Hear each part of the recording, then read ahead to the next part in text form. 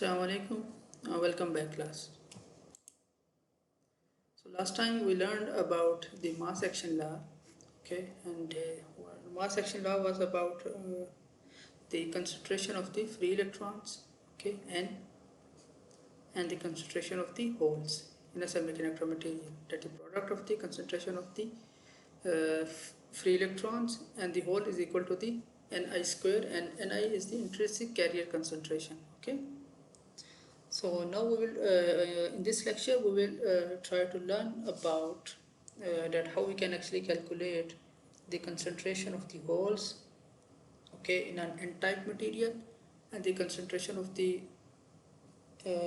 electrons, okay, in a P-type materials, or vice versa, okay, and how we can actually calculate the actual, how we can dealt with the conductivity and the current densities, okay, of the semiconductor materials when we apply some external electrical field. So let's start. So let's say Nd with the carrier concentration of donor items, okay, and Na with the concentration of the acceptor items, okay. Donor item means the items which is actually donating the electrons, okay. So we have learned about this thing, okay, in the previous chapter, okay, that the pentavalent materials are the donor materials because they denote the electrons, okay, the semiconductor materials, okay. So let's say Nd is the concentration of the donor and Na is the concentration of the acceptor atoms, okay. So we are just like playing with the impurities, okay. So let's say now we define the positive and negative ion densities, okay. So we define that the positive ions, okay, the positive charges we have inside the semiconductor materials, okay, their density we represent using Nd, and the negative ion densities, okay, we are representing using Na, okay. Now for the electrical neutrality of the crystal, okay, for the electrical neutrality means the positive and negative charge. Neutrality means the positive and negative charges are same, okay.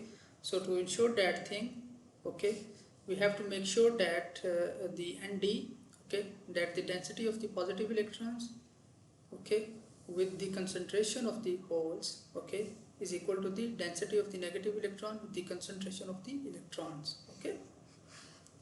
The density of the positive electrons with the concentration of the holes, the density of the negative electron with the concentration of the holes, they are equal for the to ensure the neutrality of the crystal, okay. Now let us now consider an N-type material, okay. So if we consider an N-type materials, okay, we are making this assumption that we have N-type material and the density of the negative electrons is 0, okay. We are making this assumption here, okay. Now if this is 0, then what will happen? Okay, we are considering N-type materials, okay. So in this equation we can write that Nd plus P, Na is 0 plus N, it means Nd plus P is equal to N, okay. So the density of the positive charges and the concentration of the holes is equal to the concentration of the electrons, right. And we also know that, okay. So for example, here what is actually happening here, okay. So we are dealing with the N-type material, and in the N-type material the electrons concentration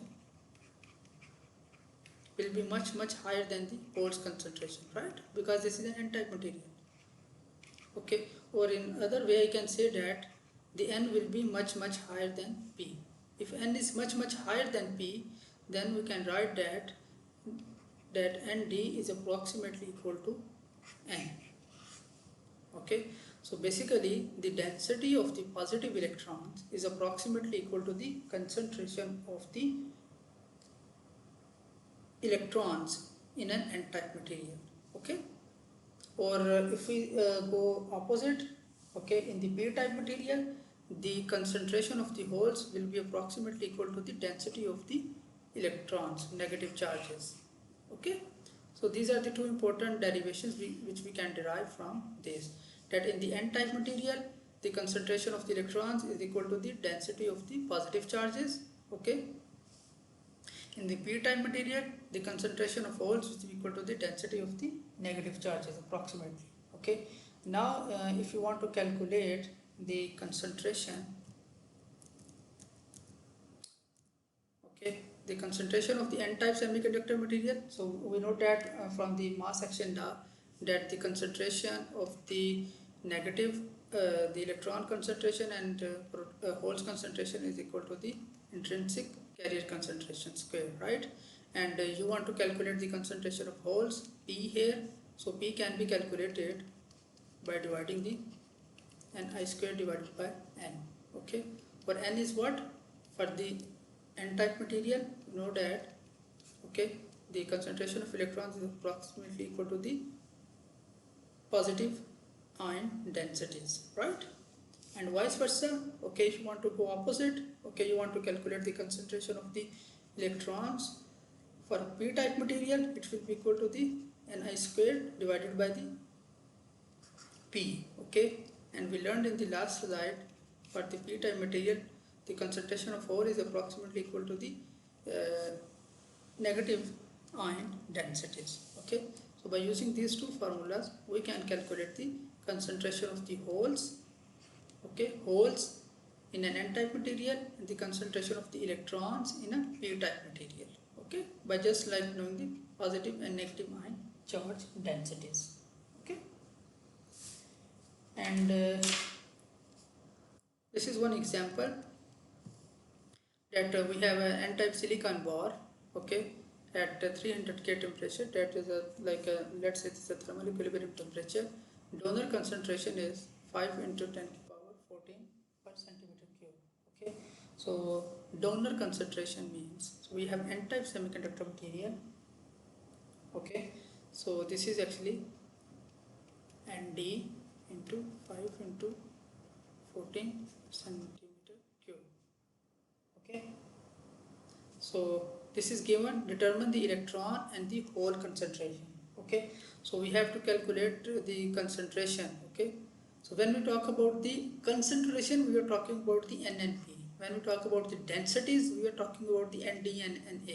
So we have to calculate the electron and the holes concentration here. Okay, so try to solve this, okay, yourself. Okay, and we will discuss the solution in the live session. Okay, here I want to add one thing, that the intrinsic carrier concentration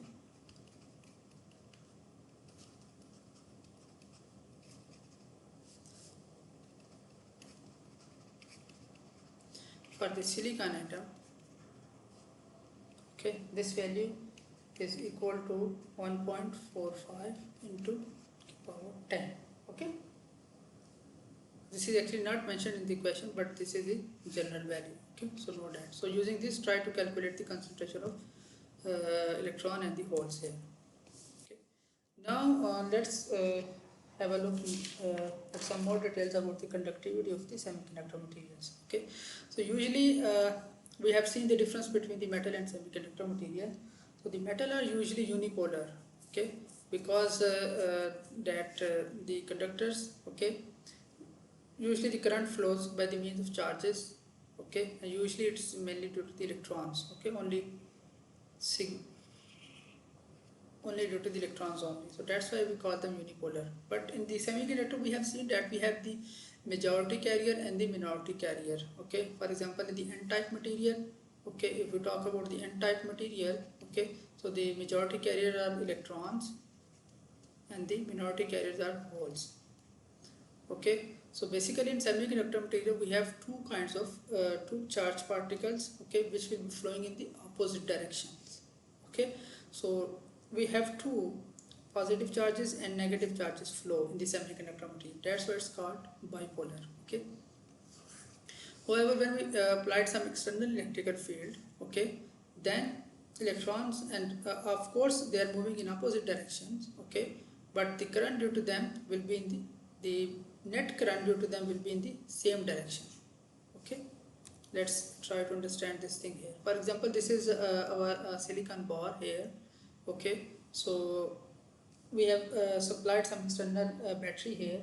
Okay, so this is the positive terminal and this is the negative terminal. Okay, so the conventional current, okay, we know that it flows from the positive. Okay, conventional current will start flowing through this material from positive to negative here. Okay, so basically these electrons, okay, they will be attracted, okay, towards the positive terminal. The whole concentration, okay, they will be attracted towards the negative terminal. Okay, so this whole, okay, because they are being attracted towards the, these are whole positive charges, they will be attracted towards the negative, so they are moving here. Okay, so when a hole moves towards the next position, you will get another electron here, right? So the hole has been jumped to this location, so you get another electron here. Okay, and then this hole will be jumped to this location and you will get another electron here. Okay, because when one hole moves like leaves its position, okay, an electron will be created at that point. Okay, and this will go to this side and then this side. So basically we will get high concentration of positive charges,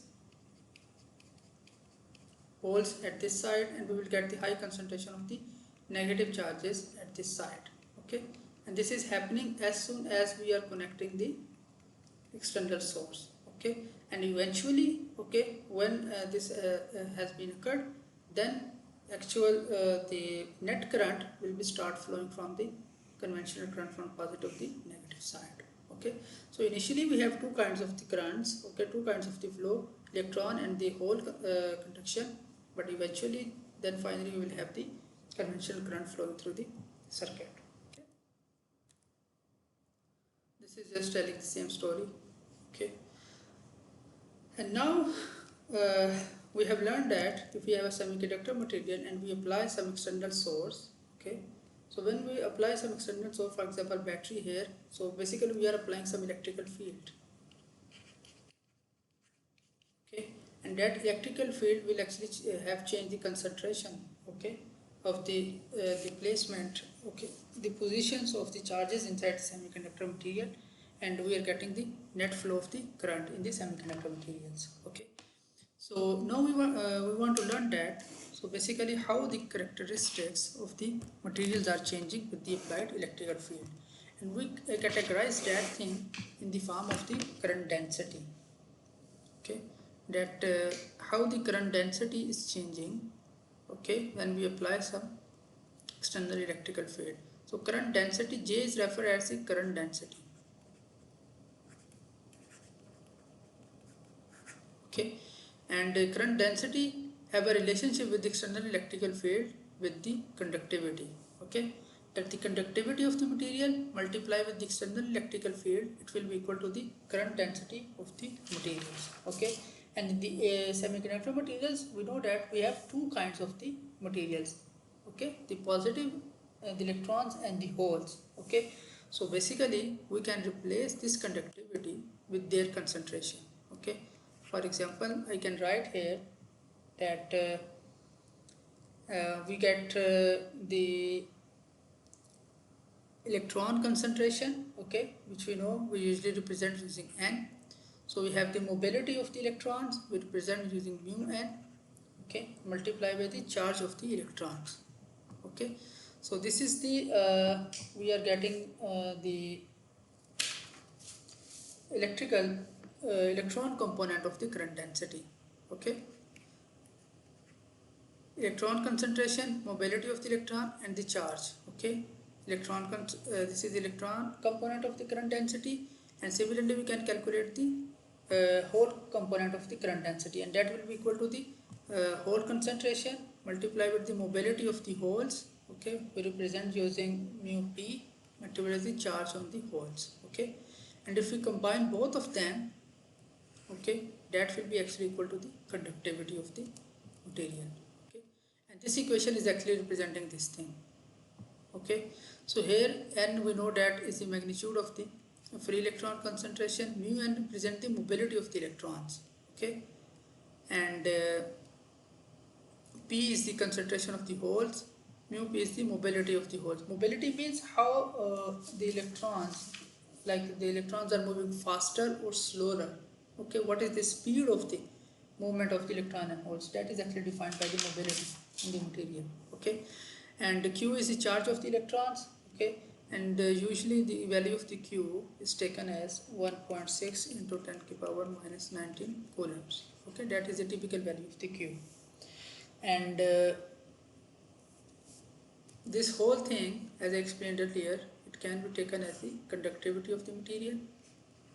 Okay, and we can get this expression that current density is the conductivity times the external electrical field, and we know that conductivity is the 1 over resistivity. Okay, if we know the resistivity, you can calculate the conductivity. Okay, and current density, when we talk about the density, so density is current per unit area.